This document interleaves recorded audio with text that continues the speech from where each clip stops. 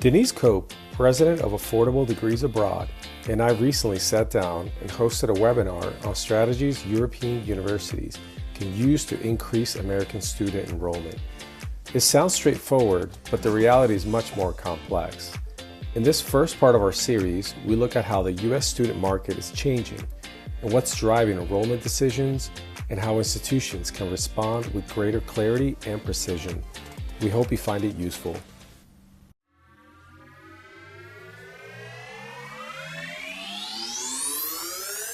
Here's what we're up to today. We're going to do three main topics. We're going to assess where we are, have a little self-assessment quiz. We're going to learn some things about the U.S. market. And also we're going to create. So I'm going to give you some tangible next steps. The things we're going to learn today, some are, I think, really small strategic things that are easy to do. When we start to get into your unique selling proposition and your U.S. avatars, that one can be a little bit more involved. So stay tuned.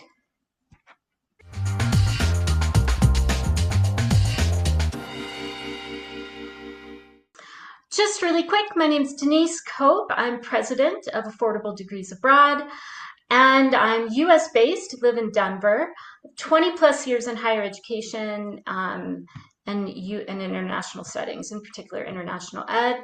And I've sent a lot of students abroad, have a lot of relationships across the US. And I also help international universities with their US strategy. Carlos, did you want to jump in and tell us? Sure, I'll just do it really quickly. So my name is Carlos Hunt. I'm a consultant by trade. I've worked on numerous engagements in the U.S. and in Europe, and I'm also a liaison for partnerships. Well, starting in Spain and currently expanding in other countries. And I'll also be concentrating on the kind of the go-to market and the growth strategy for what we're getting to a little bit later. And just a note, I also studied myself. I did my master's here in Spain, so I have a lot of lessons learned and a lot of takeaways to add from that. So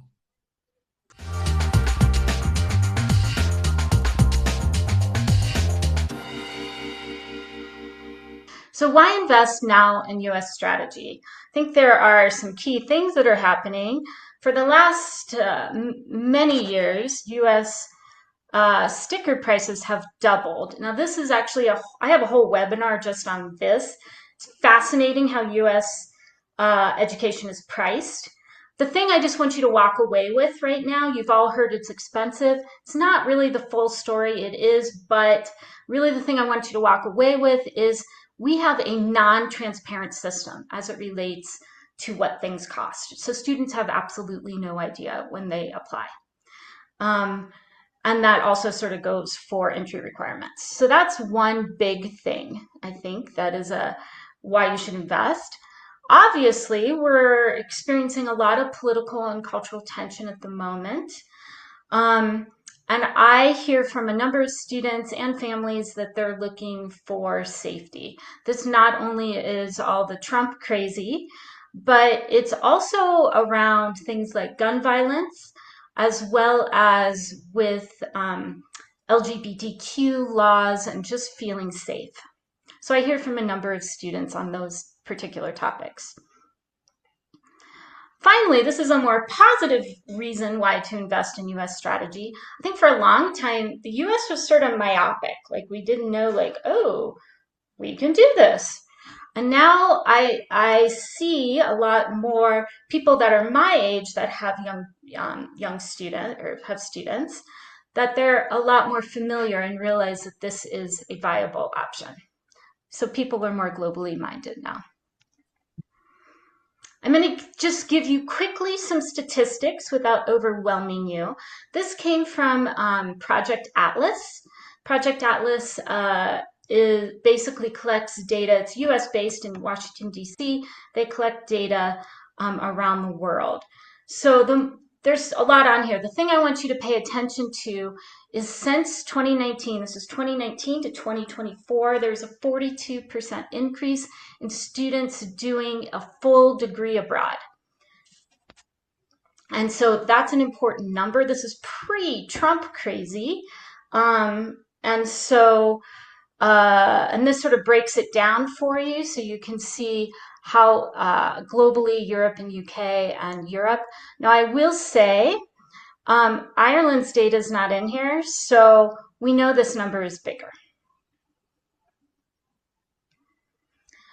And many of you know Garrett from study.eu. He was gracious enough to give us a couple of data points also, because Project Atlas, their data stopped in 2024. We know that 2025 was crazy. So here, if you start to look, if you look at the beginning of the year, that's pre-Trump.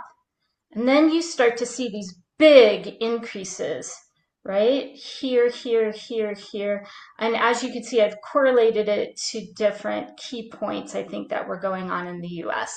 So you can see there is a big jump. I was just on a call yesterday with UCAS, and unless I'm mistaken, in the comparing last year's apps to these year's apps for the UK, there were 1,000 more US students who applied. And that's a pretty big jump. Here also came from Garrett. These are the top, this is just the top states that from his site, these are students looking to do their full degree abroad, right? So no surprise here, California, New York, Texas are in the top. Garrett also put in blue states versus red states to get a sense. But you can see there's actually a lot of activity in the US, and here are the most popular destinations. United Kingdom, Germany, France. This is what students are searching for based on his website.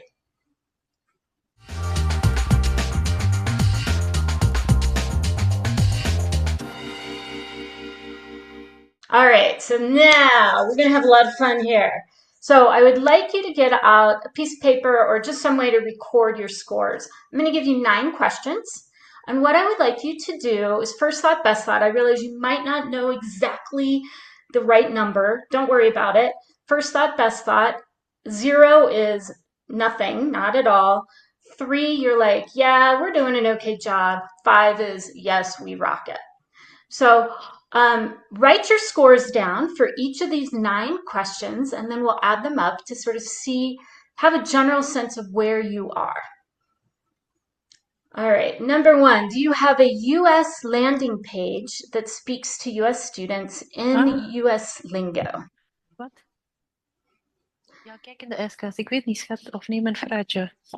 Oh, would you mind muting?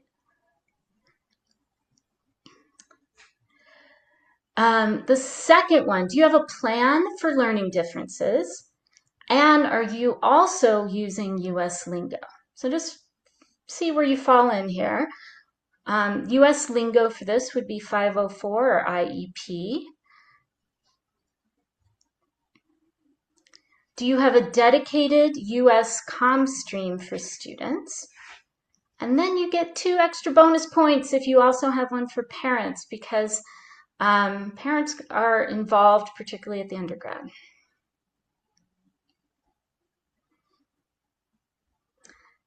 Do you understand the US application timeline and how to take advantage of it? So let me explain this a little bit.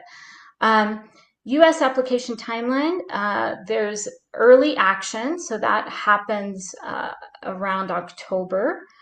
And then the other important date, I think it's really important for you to know, has to do with when students receive their award letters.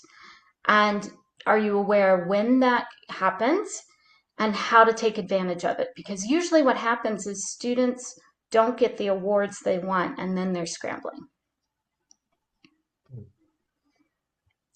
Do you attend any US conferences and fairs?